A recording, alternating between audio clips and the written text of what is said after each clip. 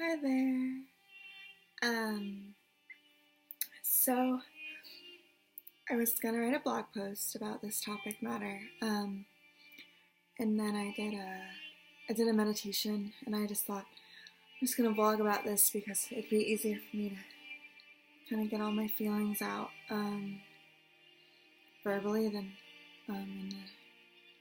in the spoken word or the written word. So I've officially been recovering from childhood sexual abuse, like more seriously for a year now.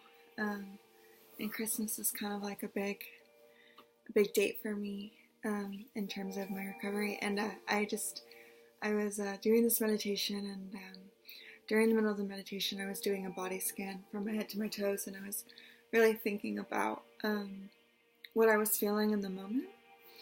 And what I felt was, what word came to mind was the word full. The word full came to mind for me. And that was really, it was such a powerful insight because as a trauma survivor, that's really the end goal, is to feel fully integrated and to feel fully in line with who you are. So it was a really powerful realization for me, and kind of led me down this path of wanting to really talk about the ways in which I've managed to help heal. I still experience PTSD symptoms. I had crazy dreams last night, but I think I've come a long way, and I'm just so proud. And as 2019 is surfacing, I wanted to kind of make a list of things that I can keep doing for myself, and then also share with other trauma survivors. And one being gratitude. I am a huge believer and gratitude junkie. I'm all about gratitude. Every morning, even if I've had nightmares, I wake up and I give thanks to God, but it doesn't need to be God. It just needs to be anything. It doesn't need to be a deity. It doesn't need to be, any kind of structured or formalized religion. It just needs to be gratefulness for your experience here, and self-love. I mean, I wake up every morning and I'm like, I'm here. I hold myself and I'm like, I get really excited thinking that I'm here and I'm able to carry on another day. Because many times, if you've experienced trauma, your life has been threatened, and it's so exciting knowing that you're alive and that you have the rest of your life to live. Number 2 is self-care. Again, just like gratitude, I'm a huge self-care junkie. So days that I'm feeling bad, I kind of think to myself, like, how do I make this better? Well, I'm gonna make my bed. I'm gonna do my laundry. I'm gonna cry, not feel shame. I'm gonna moisturize. I'm gonna brush my hair. And it's so funny because as I've done this, like, it's like my self-confidence and my self-esteem has risen.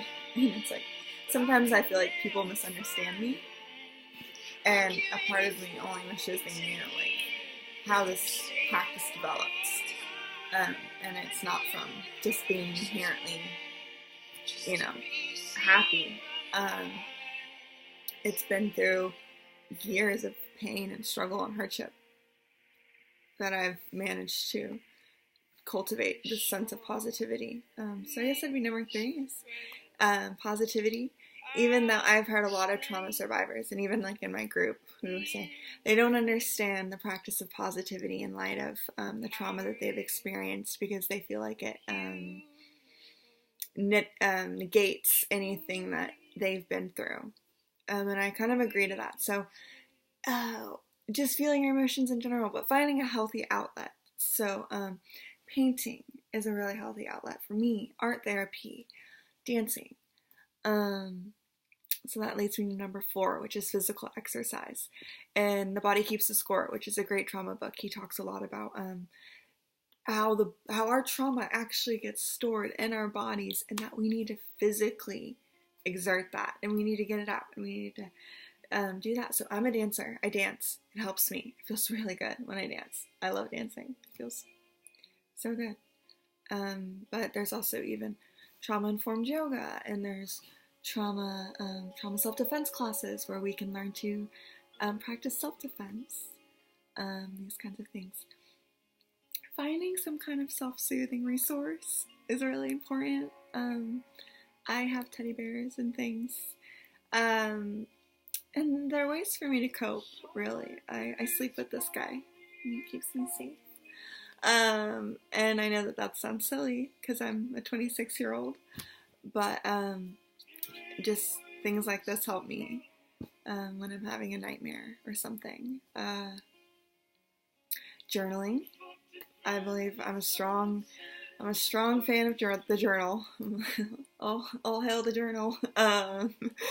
Journaling is really, really helpful because when you're experiencing any kind of negative emotions, you're going to need to get it out, and you're going to need to get it out in a healthy way. So you need a journal. Anytime you're feeling sad, anytime you're feeling icky, yucky, any of these these body feelings that are like, oh, that's the only way I can really explain it. It's like, oh, those kinds of feelings, we need to talk about them in our journals. We need to get that out. And I talk about all kinds of things. Mainly I talk a lot about my trauma. There's this really unique therapy called CPT.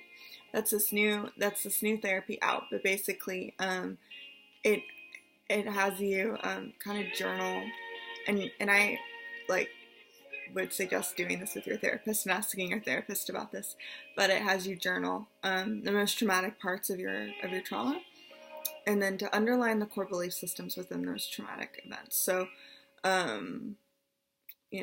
there's all kinds of core belief systems that can be developed when you're a trauma survivor. I mean, I still struggle with some of them, which relates back to self-esteem, your place in society, these kinds of things. So journaling is really, really helpful. Support and telling your story. Allowing yourself to express and not feel shame. Getting rid of the shame. Getting rid of the taboo part of what happened to you. No longer feeling shame is an important part in this step.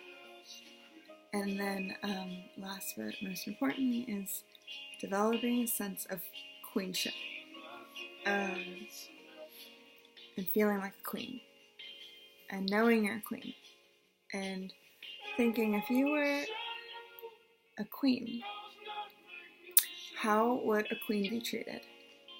How would a queen treat herself?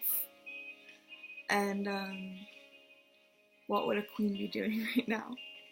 So a queen would be treated as royalty, so she doesn't tolerate abuse and people who hurt her. She also has dignity, so she's gonna walk away when things get tough or when things no longer serve her, and she's gonna expect the best, and that's gonna keep you safe, and that's gonna keep you in a place where you can heal. So getting rid of codependent relationships, getting rid of things that don't suit you, don't serve you.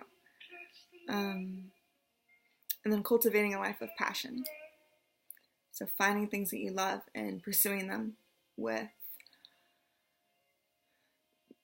tenacity and strength and courage. And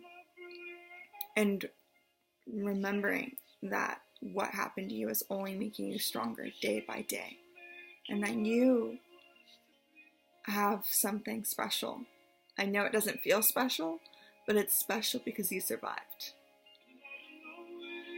So you've been through something that not a lot of people have been through, and you survived, and you're here, and that makes you strong.